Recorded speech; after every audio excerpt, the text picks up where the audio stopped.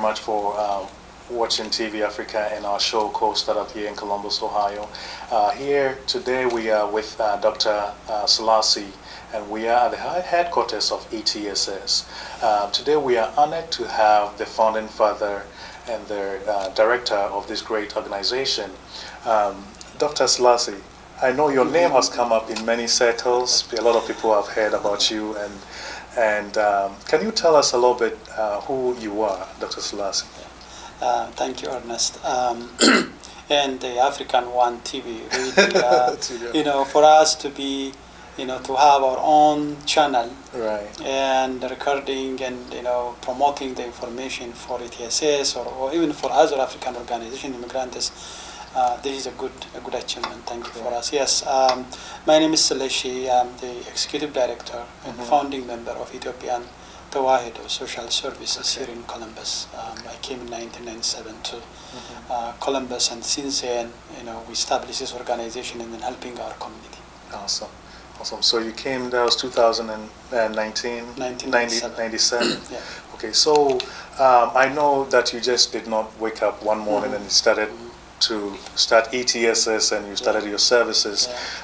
What at that time, what was the need in the community and why ETSS came up? I think it is, ETSS is born in response to many challenges and issues that refugees and immigrants are facing, like the language, the job opportunity, youth development program.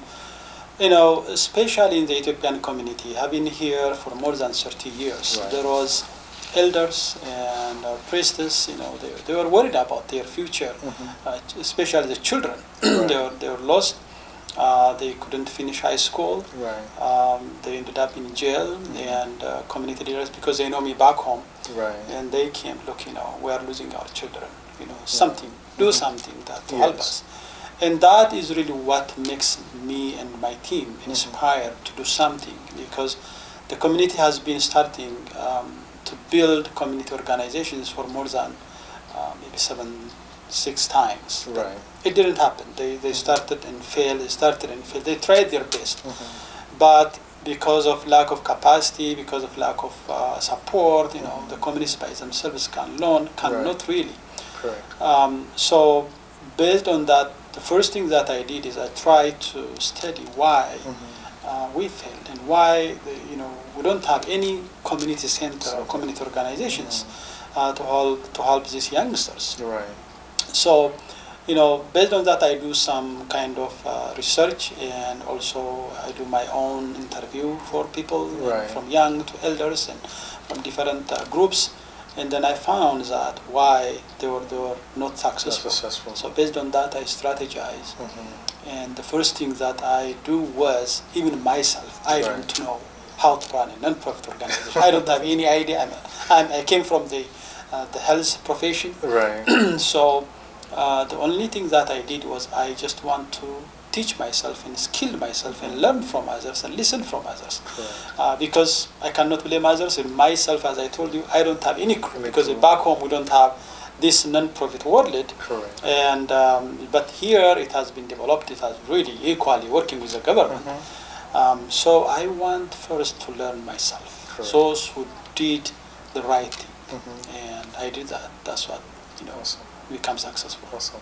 Thank you very much, and I really appreciate the way you approached the nonprofit services, because definitely a nonprofit service is not like a for-profit organization, and to have the know-how and the skill to be successful in what you do, you have to go back and learn and know how to approach it here, especially as immigrants in a new community.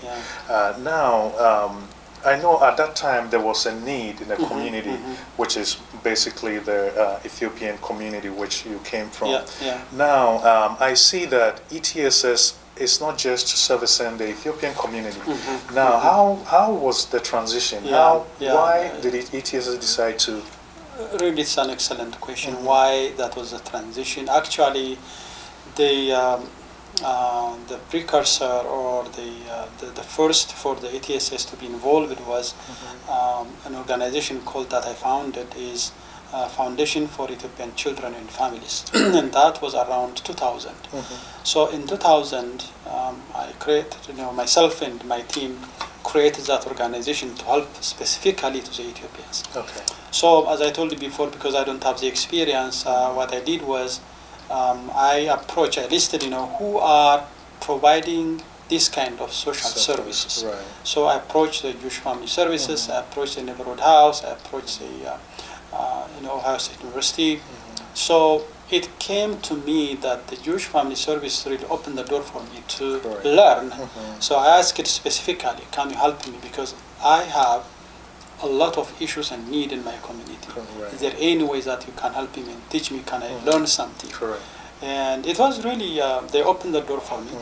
And I asked them, can I have an office? Usually when you start, you ask a place, can you give me an office? That it didn't happen. When I see it now, any small organization, the first thing that they look is an office. Yes. But they told me, well, we don't have office, but you can I volunteer then? Right.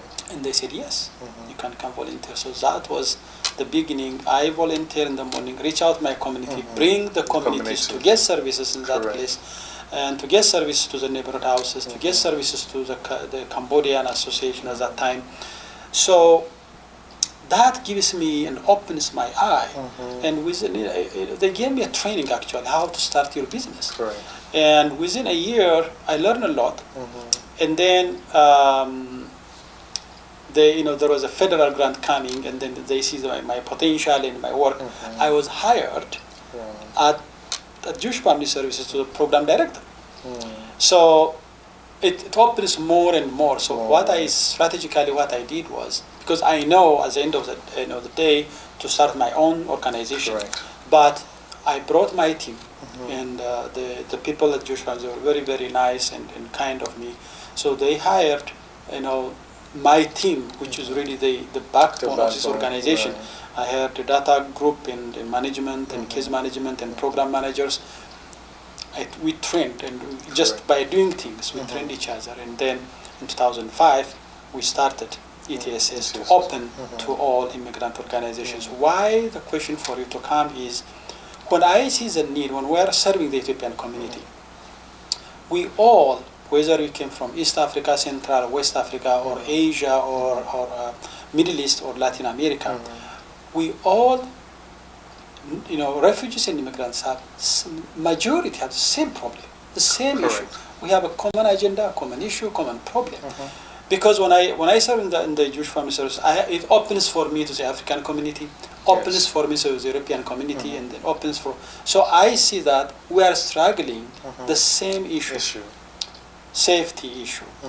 Children not graduating from high school, substance abuse, and illegal activities, parenting, culturally, the kids become away from their culture. There was miscommunication between parents and children. They don't know the language, so they lost their heritage, and deeply, really, the refugee immigrant communities are suffering from that because they are afraid that they are losing their children, and because of the language barrier, they couldn't get a job.